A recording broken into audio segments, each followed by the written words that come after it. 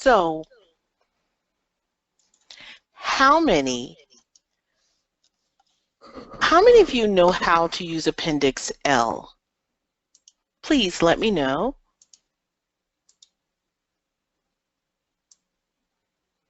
Okay, and if you don't, say it. Let me know that too. All right, all right. Okay, so in order to solve the scenario, you had to use your Appendix L to determine if it's first order, second order, or third order. And you see my screen. This is sort of, this is Appendix L. So go ahead and turn to your Appendix L, page 782 in your CPT manual, and you can follow along.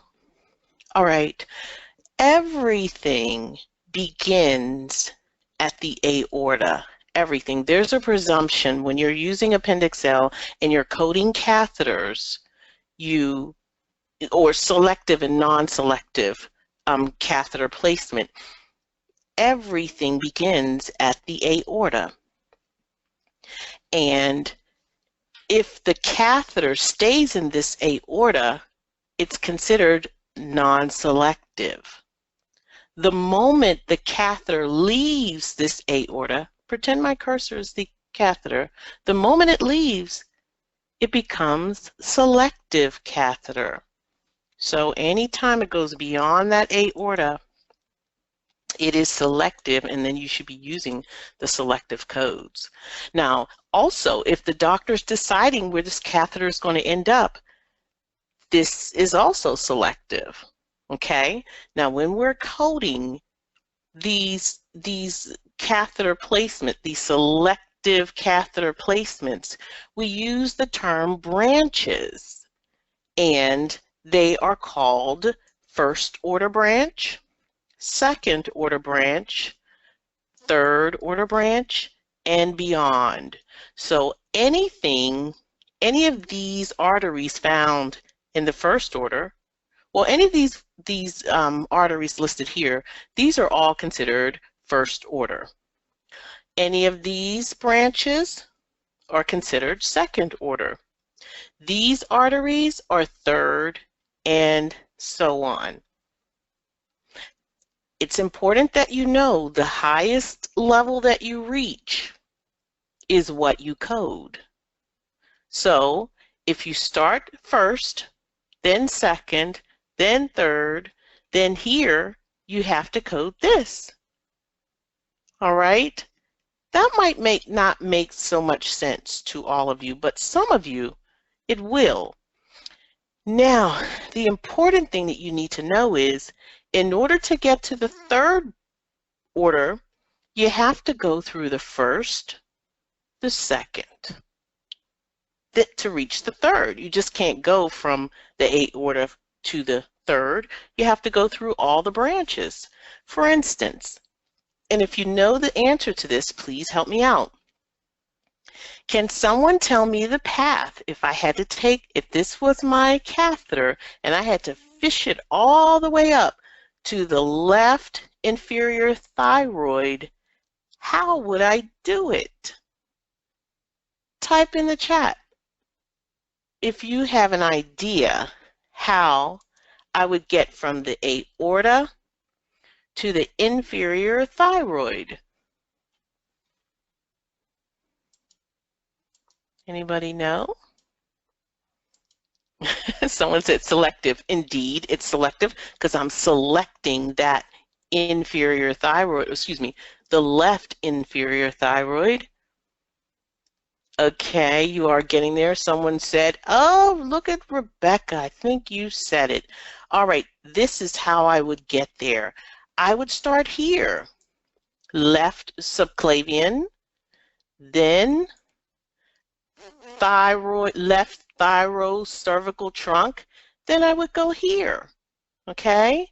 I would start here, left subclavian, then I would go to my second order branch, left thyrocervical, then I would go to the left inferior thyroid.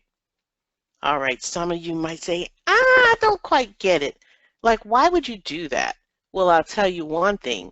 If I'm trying to get to the left inferior thyroid, I'm not going to start down here. I'm going to try and find the easiest and the most quick way to get to my destination. And that's pretty much what doctors do when they fish through the arteries and the branches of the arteries.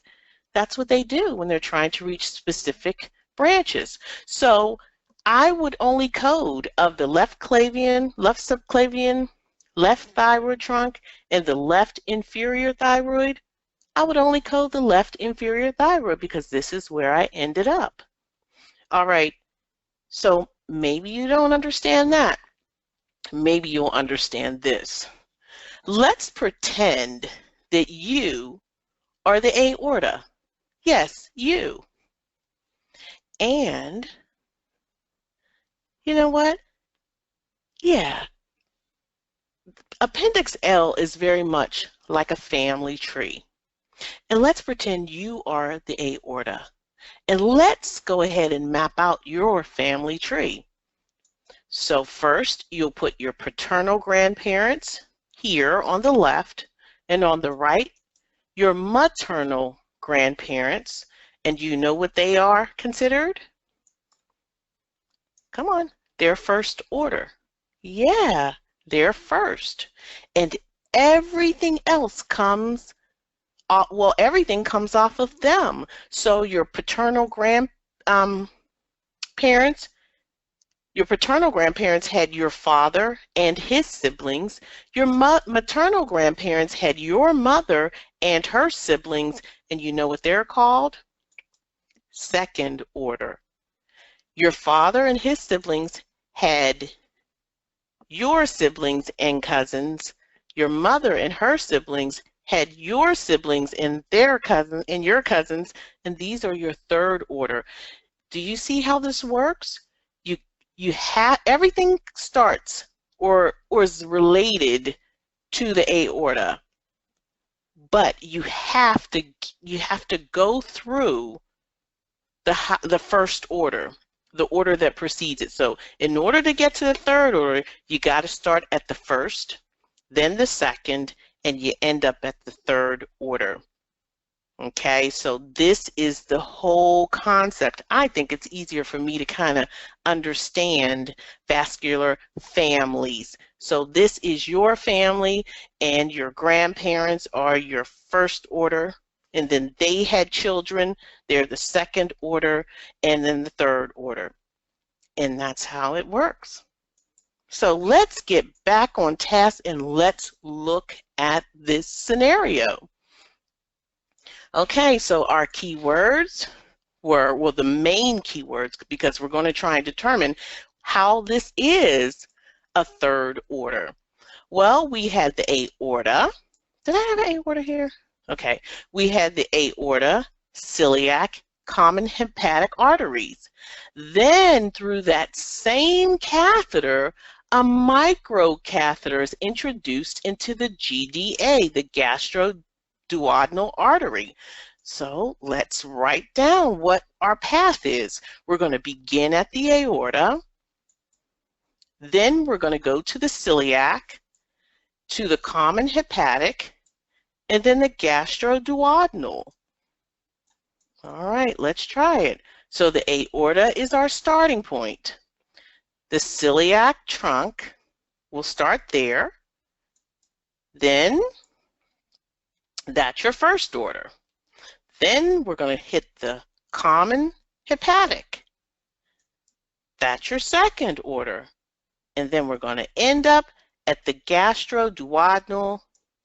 That is your third order, and this is the one that you're going to code. All right?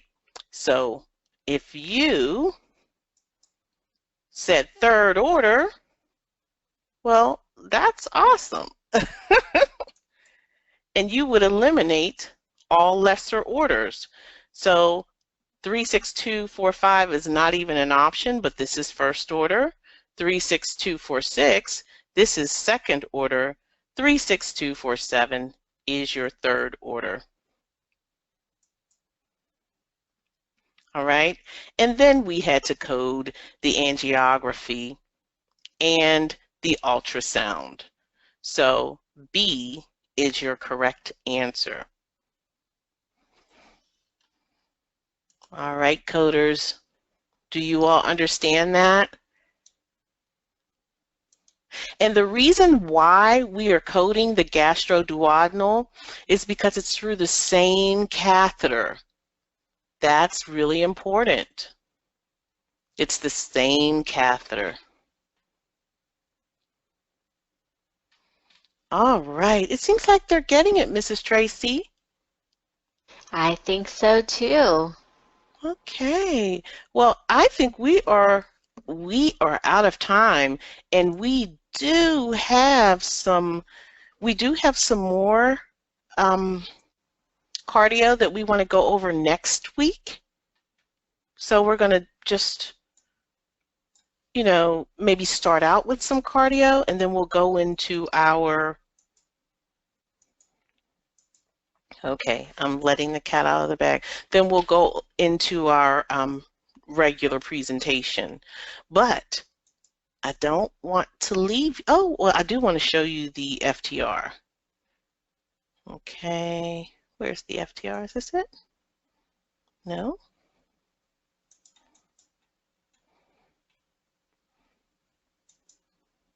All right, here we go. Here are your FTRs. Go ahead and screenshot them.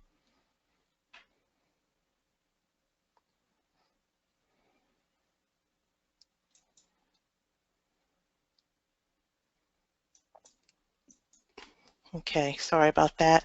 And I am going to show you the homework for this week or next week. Okay, we will begin with some cardio, just a little. I want to go ahead and explain a little more of Appendix L, and then we're going to go right into the next series of lectures, which are digestive system, urinary male, female, nervous system. Yes, there are 3 that you should watch, but most of you have seen them. So first, look at the digestive system lectures. There are 2. Next, look at the urinary lectures. There are 2. And third, there are 2 nervous system lectures.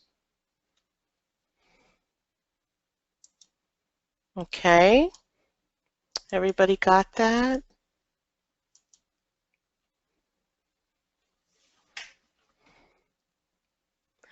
All right, so Mrs. Tracy, will you please come to the fore and let's answer some questions?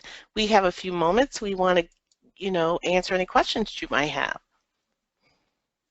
Sure. Somebody was still having a problem trying to locate the screenshot button. If you look at up at the top of your screen, you'll see where it says webcam. In the middle, it says Zoom, and then to the right of that, it says screenshot. If you don't see it, maybe your screen might be zoomed. You may have to zoom out so you can see it. You might have your screen, you know, zoomed in, I guess. So, but I see it on mine. Yes. I don't see it on mine, so I can't Yeah, when help. you're in presenter mode, you don't see it. Oh, goodness.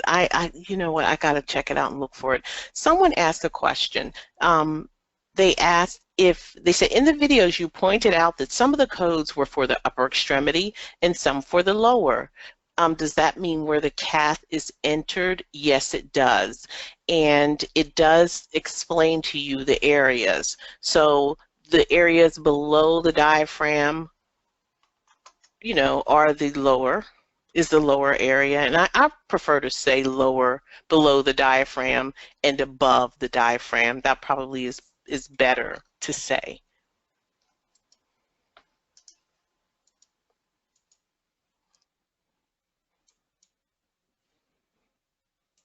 Yes, it is. This scenario that we just reviewed, this is a lower extremity, or below the diaphragm. So it's lower. And typically we do have the playbacks available for cardio. So yes, we are planning to make this available to those that were in attendance. So yes, someone asked if they can watch the playback. You all will be able to watch the playbacks of this, and next week we'll go a little more in depth with Appendix L, and that's that. All right, so someone has a question. Hopefully it doesn't disappear.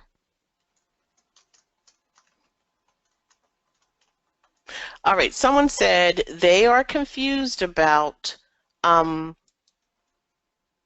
when they harvested the saphenous vein and we coded the upper extremity code.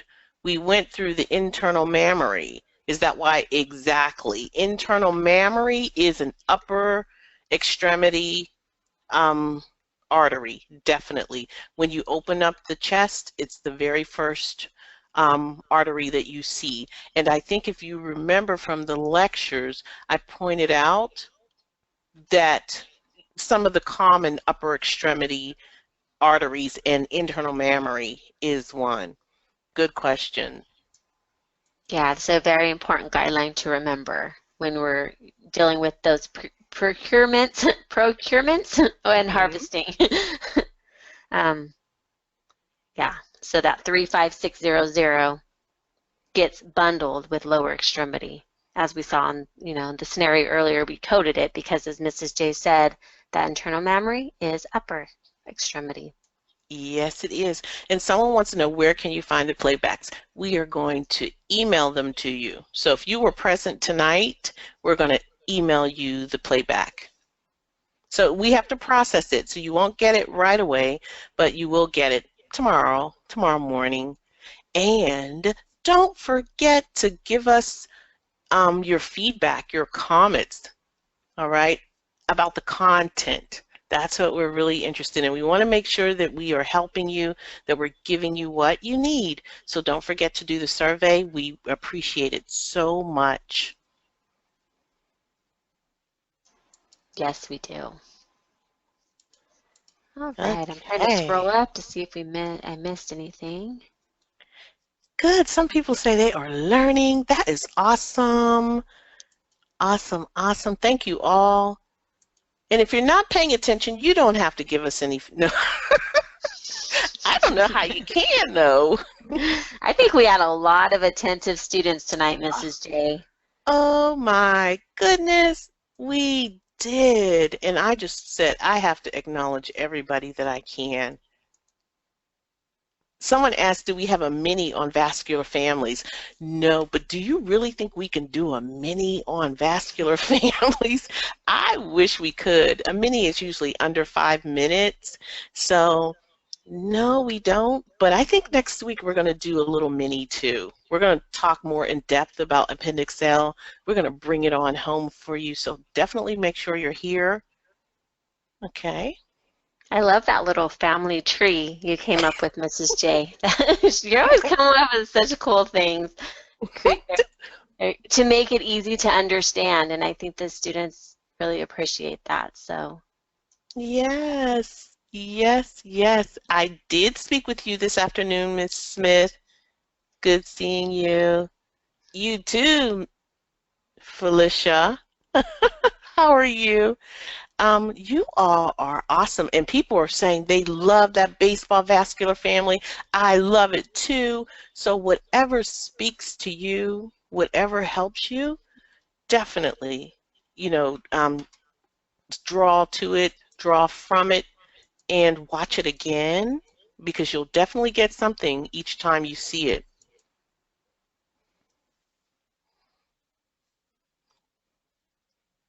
You're welcome, Cindy. Good. Sika said she saw it a couple of times. Good deal. Yes. Go back and watch it again. I think I've watched that baseball one a couple times as well. You're welcome, Ying. Very happy to have you.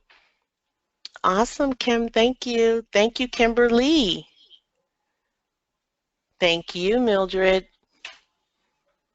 Good night, Felicia. All right. So I don't know what happened. I don't know if Miss Virginia is here or not.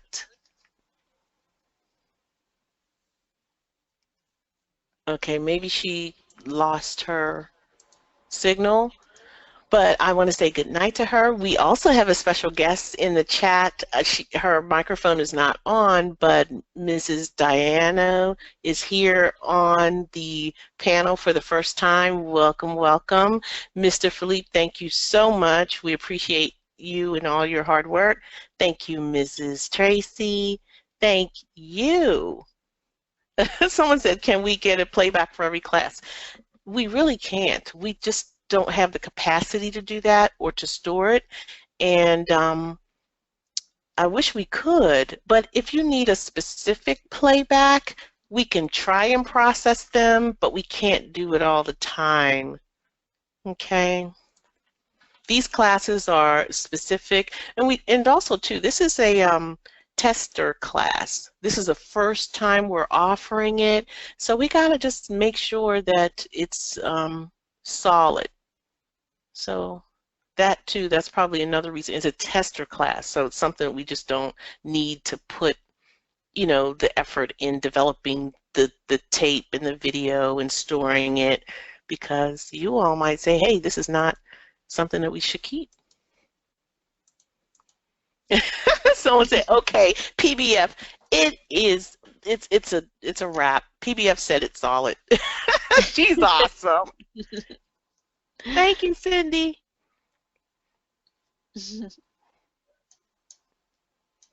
Good night, Deborah.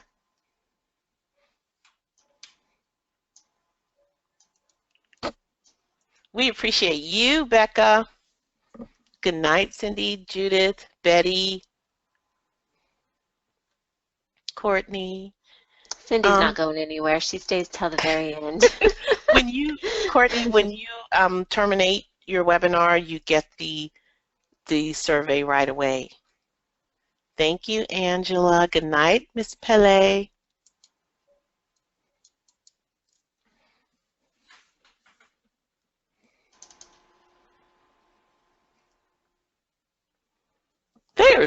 You all are the best people. I don't even want to leave.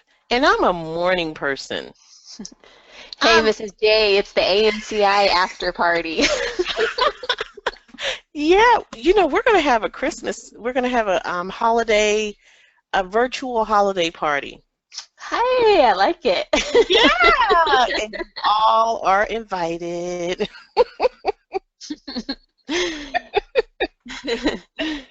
Someone called you Mrs. Early Bird. Yes, she is. Yeah, I am up early, so sometimes I'm a little squirrely at night, and trust me, it's because I just try so hard to stay up. Oh, if we don't answer your question, it's probably because it was pushed up so quickly. You all were really answering a lot of questions, and a lot of people putting a lot of keywords in, so we apologize. We do. So go ahead and ask your question. Yeah. Early J Bird. That's a new one. That's funny. You have an awesome week too. You all are smart. And someone said we make them smarter. You all make us smarter. You all push us and make us and challenge us to do our best, and we appreciate you for it so much. Mm-hmm. Yes, we do. Gotta second that.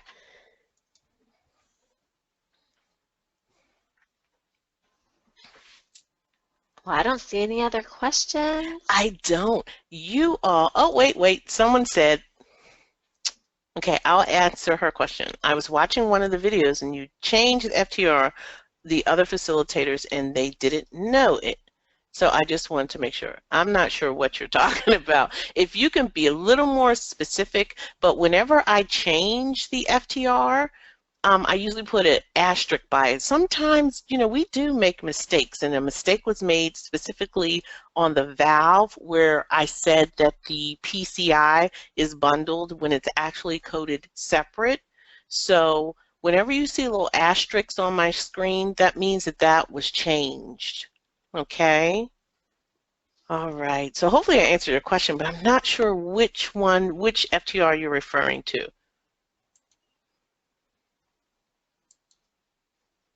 Okay. Good deal. Yes, you will. This is some people's first time, and they wanted to know, will they get this webinar weekly? Yes, you will.